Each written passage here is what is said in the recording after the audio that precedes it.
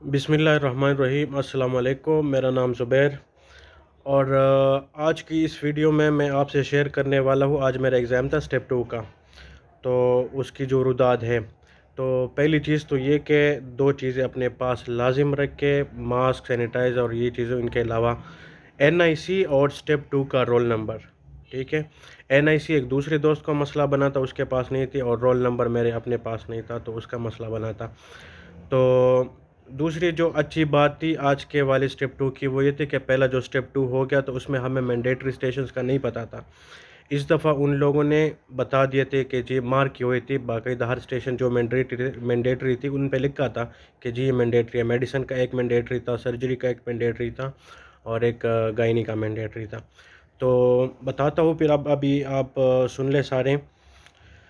एक स्टेशन था जी varicose veins का। वेरिकोज वेंस स्टेशन पे ये था कि पेशेंट है कुछ 40-42 साल का, वो सिक्योरिटी गार्ड काम करता है और उसे लेफ़्ट लेग, लोअर लेग पे ना वेरिकोज वेंस हो गए।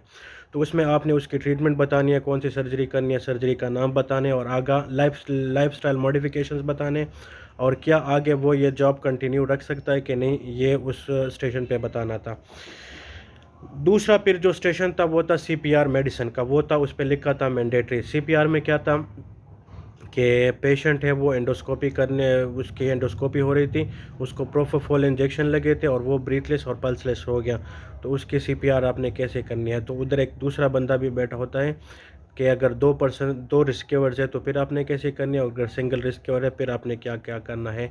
उसके स्टेप्स आपने सीपीआर के बताने, और साथ में जो एम्बो बैग पड़ा था उसका पूछेंगे ये क्या है, ऑक्सीजन सिलेंडर है, वो प्लास्टिक एयरवे है, ये सारी चीज़ें आपने सीपीआर में बतानी है।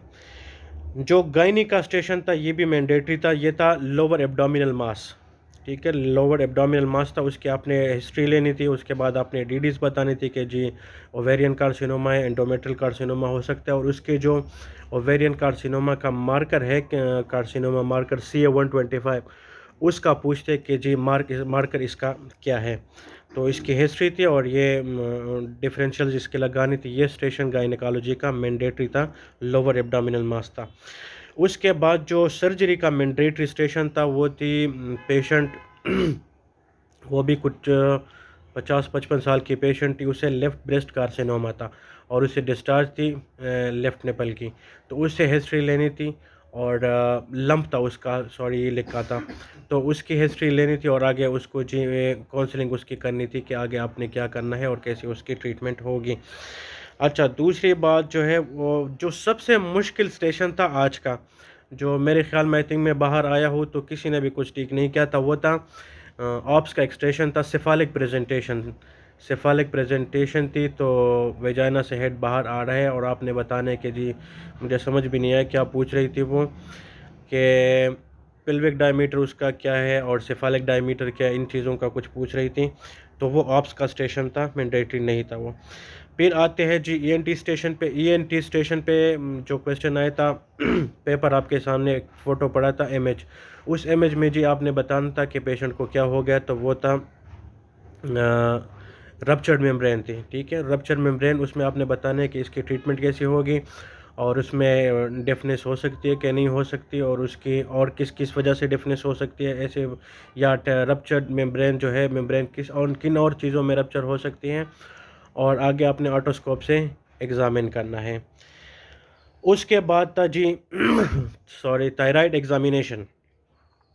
तो थायराइड एग्ज़ामिनेशन का सिनेरियो आपने पढ़ा है, फीमेल भी उधर है, उधर बैठी होगी, उसकी थायराइड एग्ज़ामिनेशन आपने करनी है, और हाइपरथायराइडिज़म का केस था बेसिकली वो।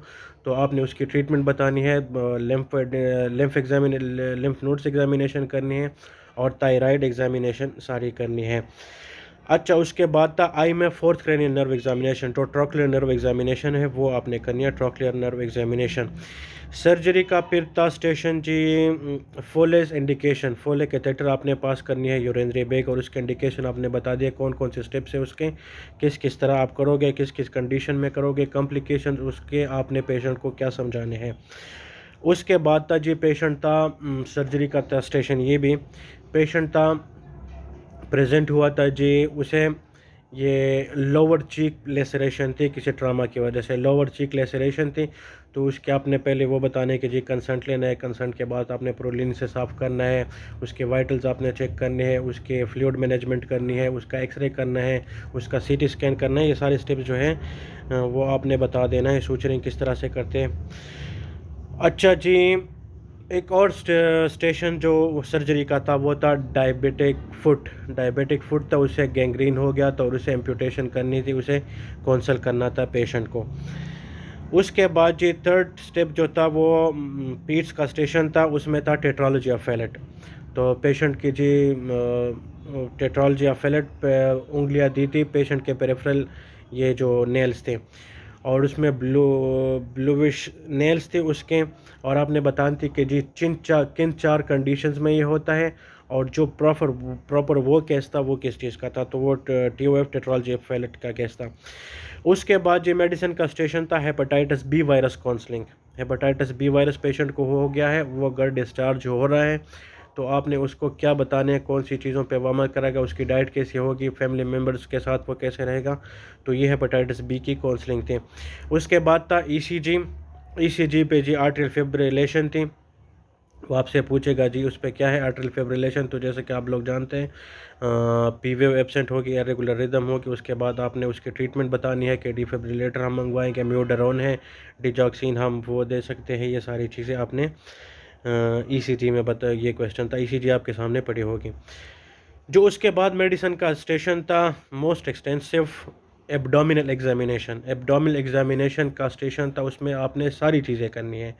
एब्डोमिनल की इंस्पेक्शन करनी है, परकशन करनी है, पल्पेशन करनी है, उसके बाद ऑस्कुल्टेशन करनी है, और उसके साथ जनरल फिजिकल एग्जामिनेशन भी करनी है। उसमें क्वेश्चन सिनारियो ये था कि पेशेंट लिवर सिरोसिस का है और साथ उसे राइट हाइपोकॉन्ड्रिक पेन है, लेकिन वो एग्जामिनर करता रहा इसे छोड़ दें क्वेश्चन को, बस एब्डोमिनल एग्जामिनेशन करें। तो आपने कंप्लीट एब्डोमिनल एग्जामिनेशन करनी है और उसके बाद जनरल फिजिकल एग्जामिनेशन भी आपने साथ करनी है। अच्छा, सर्जरी का स्टेशन था इंटेस्टिनल ऑब्स्ट्रक्शन का। इंटेस्टिनल ऑब्स्ट्रक्शन का एक्सरे आपके सामने होगा, उसमें जी आपको दिखा देना है कि जी इसमें क्या हो गया है, आपके उसके डिफरेंशियल डायग्नोसिस बताने हैं। और उसमें जी उसने क्वेश्चन कर दिया था कि स्ट्रेंगुलेशन क्या होता है, किस किस वजह से इंटेस्टिनल ऑब्स्ट्रक्शन हो सकती है, उसकी मैनेजमेंट जो फ्लूइड मैनेजमेंट उसमें होती है वो आपने कैसे करनी है, और सर्जरी की तरफ कैसे जाने। सॉरी हाँ, उसमें ये भी लिखा था कि पेशेंट को कॉन्स्टिपेशन है, वॉमिटिंग है और एब्डोमिनल पेन है। तो पहले कंजर्वेटिव ट्रीटमेंट होगी, उसके बाद कुछ दिन बाद बुला के उसकी वो सर्जरी करनी होगी। उसके बाद मेडिसिन का स्टेशन था थैलेसीमिया। बच्चा आपके पास सीवियर डायरिया के साथ आ गया है, उसे कुछ पेलर भी है और अभी वो डायग्नोज रिसेंटली हो गया कि उसे थैलेसीमिया मेजर है। अच्छा, उसकी जो बाप से हिस्ट्री लेने, तो उसके बाप और उसकी माँ जो है वो आपस में उनकी कज़न मैरिज हो गई है। तो ये सारे कॉम्प्लिकेशन थैलेसीमिया ट्रीटमेंट आपने उनको बता देनी है। अच्छा, फिर लास्ट में जो मेडिसिन का स्टेशन था वो था चेस्ट पेन। तो चेस्ट पेन की आपने सारी हिस्ट्री लेनी है कि जी चेस्ट पेन किस किस वजह से, उसके डिफरेंशियल डायग्नोसिस आपने बतानी है, पेन रेडिएट कर जाता है कि नहीं कर जाता। तो बाकी वो चीज़ें आपने ध्यान में लाजिम रखने है कि पहले अपना इंट्रोडक्शन कंसर्ट लेना है पेशेंट से, अपना इंट्रोडक्शन देना है, और उसके बाद पेशेंट से ये भी पूछना है कि आपने मुझसे कोई और सवाल करना है कि नहीं, और आखिर में लाजिम thank of the patient, thank you करना है पेशेंट को। तो ये था आज का एग्ज़ाम। अब लाहौर का एक्सपीरियंस तो अच्छा था, उम्मीद करते हैं इंशाल्लाह पास भी हो जाएगा। बाकी सारी चीज़ें जो है दुआ करें, अब स्टडी अपनी जारी रखें, और मेरे लिए भी दुआ करें, अपने लिए भी दुआ करें। वस्सलाम।